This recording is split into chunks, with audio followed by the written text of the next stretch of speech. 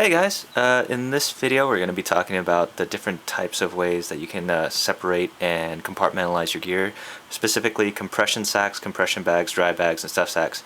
Basically stuff that holds stuff. Just a quick run through here. What you're looking at here is a Eagle Creek compression bag or compression sack. By the way, nomenclature around these things isn't standard, so I mean you'll hear people throwing around terms to referring to the same thing, so forgive me if I'm like using terms interchangeably. You'll just have to look at the different items and kind of have to know what I'm talking about. What you're looking at here is the Eagle Creek compression sack. I did a review on this separately, but basically what this is a thick kind of Mylar Ziploc bag. Specifically, you probably would put clothes in here, bulky items.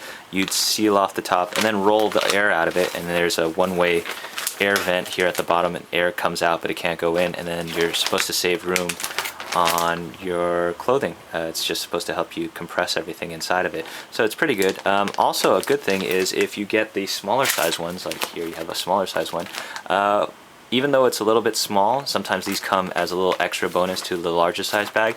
This has a use as well.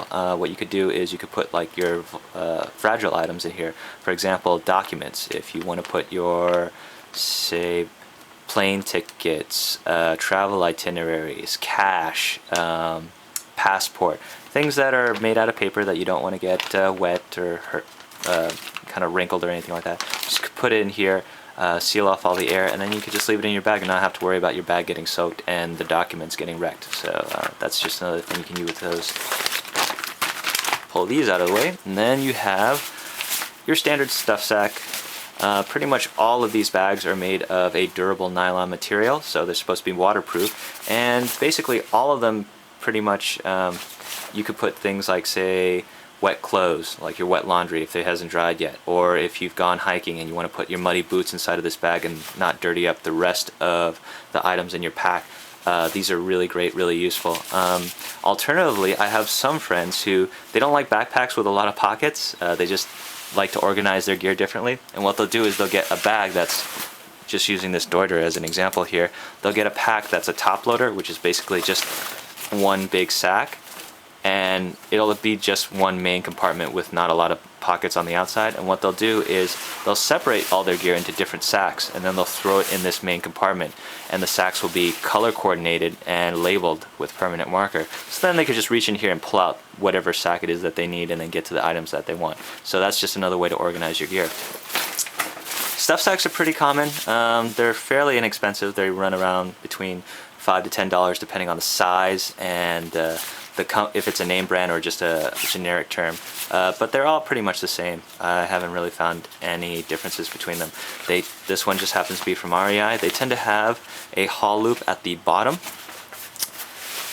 and if you'll notice here, it's drawstring tightened, so you would throw whatever it is in here. This just happens to have an extra flap over here, although I don't see this as having too much use, just because once you cinch it up, but it's nice to have, doesn't hurt it at all. So you put your dirty laundry in here, you have this flap over it, and then you just tighten it up, and that's it. And then you can throw this in your bag, not have to worry about it leaking or anything happening to the rest of the contents of your pack. So that's just your stuff sack. I've been using this one for about a year now as my laundry bag. So I'll throw dirty laundry in here. When I've washed it, I'll throw the wet laundry in here and then hang it out to dry if I'm moving on to someplace else. Another thing to look at is compression sacks. Now, on lower end sleeping bags, they'll throw the sleeping bag in a stuff sack. On higher end sleeping bags, as a added bonus, they'll throw it in a compression sack. Now all this is basically a stuff sack with an extra lid that's attached to it. And then the lid, the top part of the bag, can be affixed to the bottom of the part of the bag with these compression straps, and that allows you to tighten it and compress a sleeping bag even further. So higher end sleeping bags tend to put compression bags instead of a stuff sack, so it's nice. Still has the handle at the bottom, and just showing you here what this looks like. So if I were to loosen up these compression straps, this one's been packed away for quite some time now. I'll just give you a look of what the bag looks like without the sleeping bag inside of it. So, loosen all of these straps. The top comes off here, and as you can see, still a drawstring closure for the top. Open this up, pull out the sleeping bag, And basically it's just a stuff sack, and as you can see, the little buckles are attached to the bag itself, so you don't have to worry about losing it, and the lid's attached to it. If you want, you could undo these compression straps. There's nothing to stop you, there's no large part, so you can pull this entire section off and separate the lid if you want to, but I don't see any reason why. You're just going to lose the lid. I just leave it attached to mine when I'm not using it.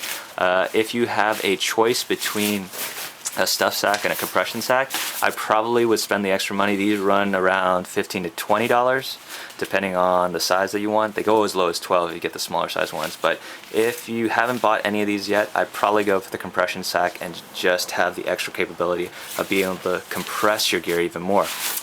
Last on the list is dry bags. I don't have too much experience with these. Actually, I just got this from Walmart of all places. A friend of mine who's really into outdoor gear as well pointed these out to me. Came in a pack of 3. You get a large, a medium, and a small.